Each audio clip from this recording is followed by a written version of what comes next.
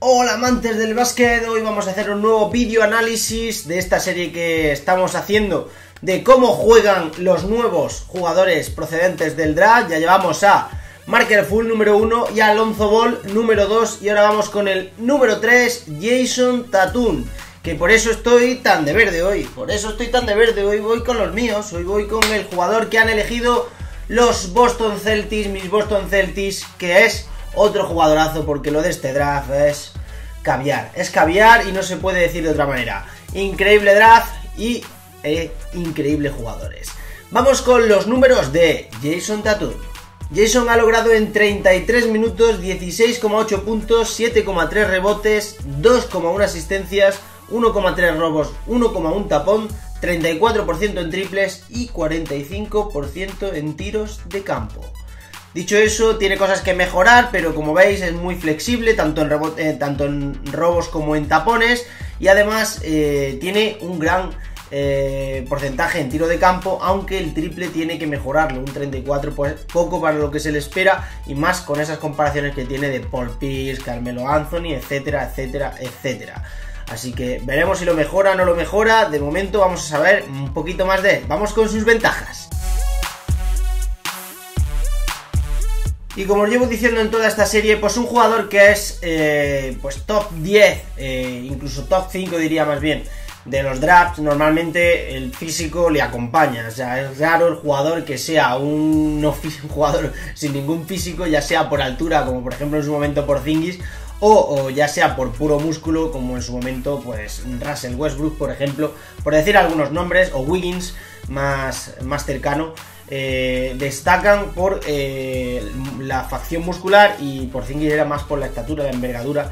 Al final todos tienen algo que destacar físicamente. Pues obviamente Tatum también en el físico destaca. Su gran tamaño es una clave fundamental, 6,8 pies, que son 6,11 en envergadura, lo cual le hace altísimo, un jugador larguísimo, y es mucho más alto que la media de los aleros. Además, si tenemos en cuenta que tiene 19 años y que todavía puede crecer, pues puede convertirse en un alero de 6'9 o 6'10, que es muchísimo. Por ejemplo, un ejemplo lo tenemos en Ben Simmons, que llegó a la NBA, si no me equivoco, con 6,9 y actualmente tiene 6,11 pies, lo cual quiere decir que ha crecido bastante, y que no es nada raro, porque es que son chavalines que hasta los 21 están creciendo y 2 centímetros lo estira cualquiera prácticamente sin darse ni cuenta.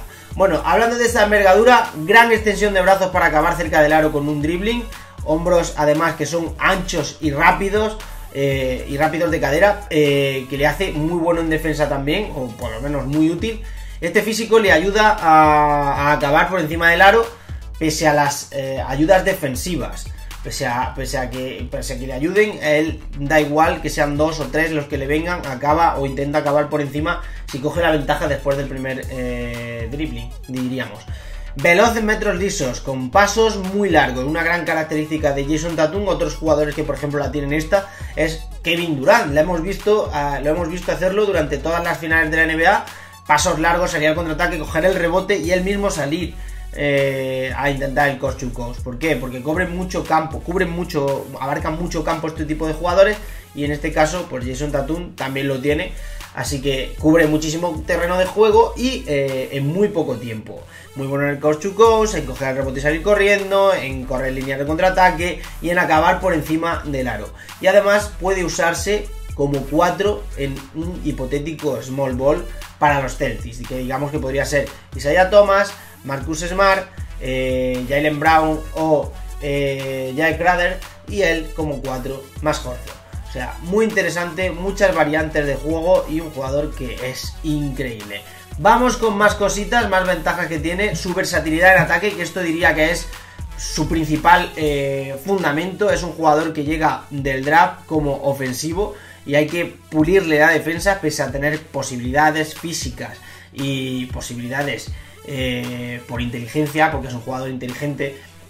Pues esto hay que todavía seguir puliéndoselo. Pero lo que tiene ya más que pulido es anotar dentro y fuera de la línea. Tiene, para que os hagáis una idea, 85% en tiros libres y casi 2 triples por partido, 1,22 puntos por partido en tiros liberados, y en catch and shoot pues también lo hace bastante bien, puede pick and pop como 4 y suele amagar a la izquierda antes del tiro. También es capaz de penetrar desde fuera y anota triples defendido.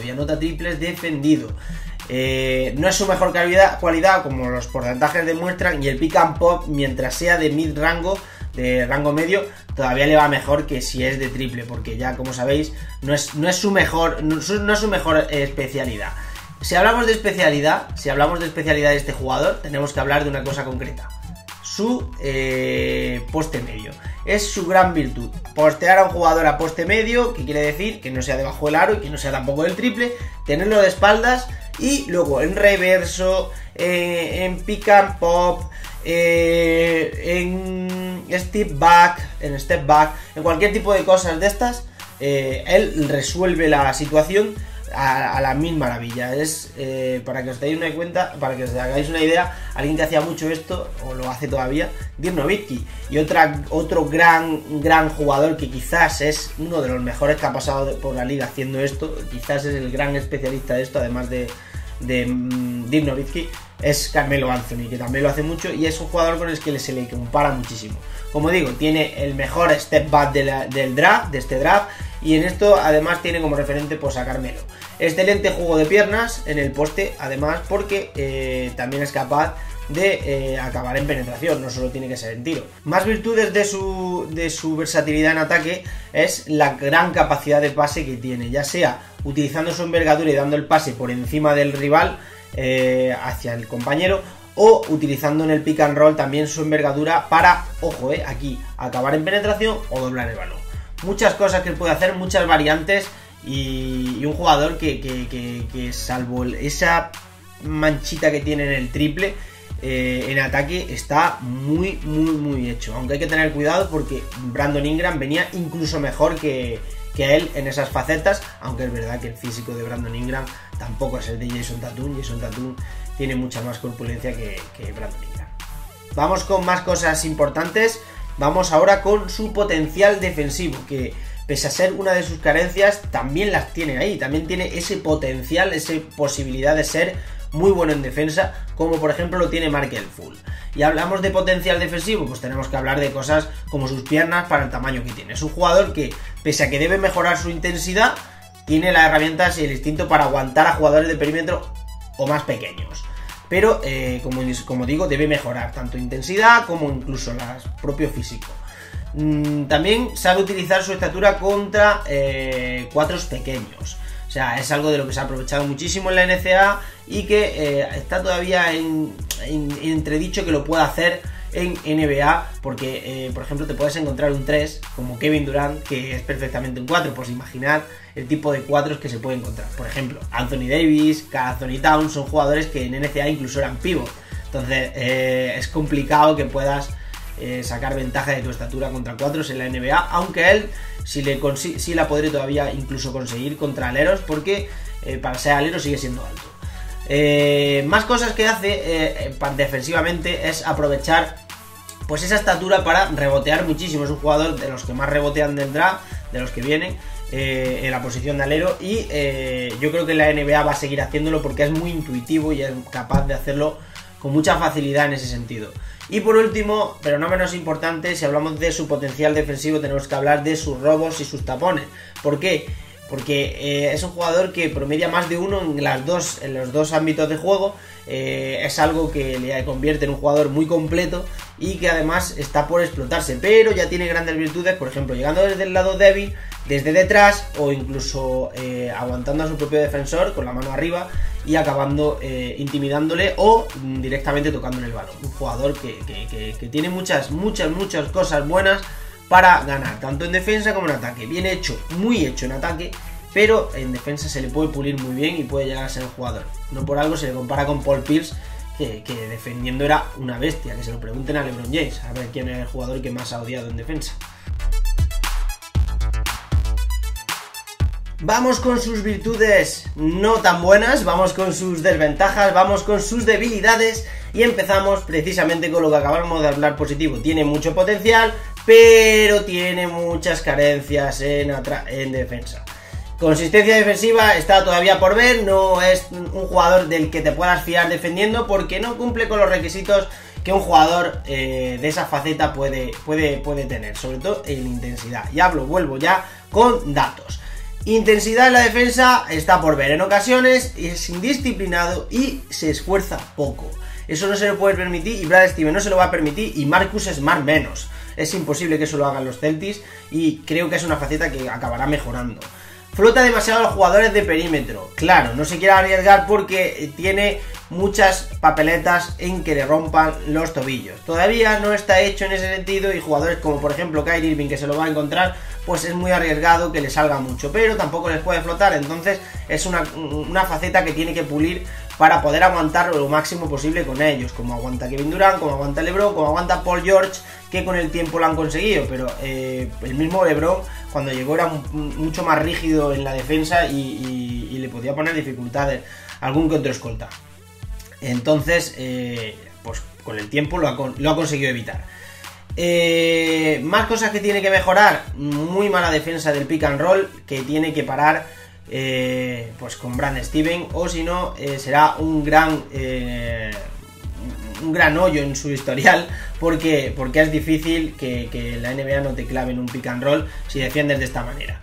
Defensa interior y sin balón, muy flojas, y quizás es su peor virtud de todas. O sea, no es muy bueno, igual que en el pick and roll, no es muy bueno tampoco defendiendo los espacios. ¿Qué quiere decir? Él tiene robos, pero los robos son del 1 contra 1. En las líneas de pase no es tan bueno cortándolas. Y lo mismo pasa con la defensa interior. Es un jugador que le cogen fácil el espacio, le cogen fácil los huecos, y eso en la NBA es muy peligroso porque son jugadores que te hacen el mate directamente y es muy difícil que los pare, y como mucho le hace un 2-1, y encima pues él está por ver todavía si puede jugar de 4 con el tipo de 4s que hay en la NBA.